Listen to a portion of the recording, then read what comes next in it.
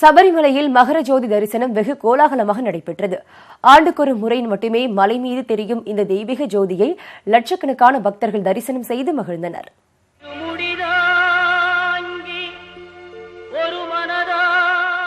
அனைத்து வயது பெண்களும் சபரிமலை சென்று ஐயப்பனை தரிசிக்கலாம் என்ற உச்சநீதிமன்றத்தின் உத்தரவு நாடு முழுக்க பெரும் பேசுபொருளாக உருவெடுத்தது.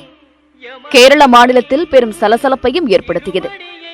உச்சநீதிமன்ற தீர்ப்பை கண்டித்து பாஜகவினர், இந்து அமைப்புகள் போராட்டத்தில் ஈடுபட்டனர். தரிசனம் செய்ய வந்த பெண்களையும் தடுத்து நிறுத்தினர்.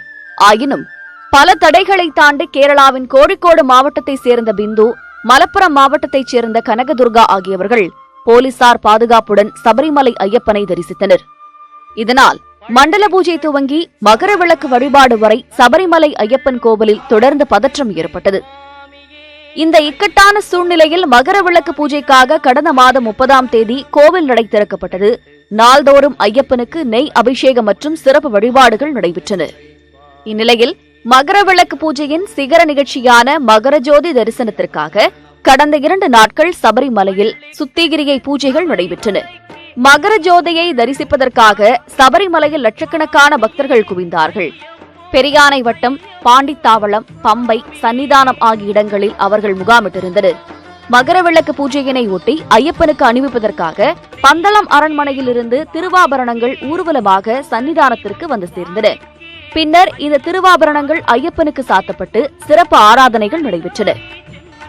இதனையடுத்து பொன்னம்பலமேட்டில் ஜோதி வடிவில் காட்சி தரும் ஐயப்பனை தரிசனம் செய்ய தலையில் இருமுடி கட்டிய லட்சக்கணக்கான பக்தர்கள் காத்திருந்தனர். கடவுளை ஜோதி வடிவில் காணப்போகிறோம் என்ற ஆனந்தமான எதிர்பார்ப்புடன் தலையில் இருமுடி கட்டி பக்தர்கள் காத்திருக்க, சுவாமியே சரணமையப்பா என்ற முழக்கங்கள் காற்றில் நிறைந்திருக்க, மாலை 6:30 மணியளவில் மலை மீது ஏற்றப்பட்ட சிறிய விளக்கு போல 3 முறை மகர ஜோதி தெரிந்தது.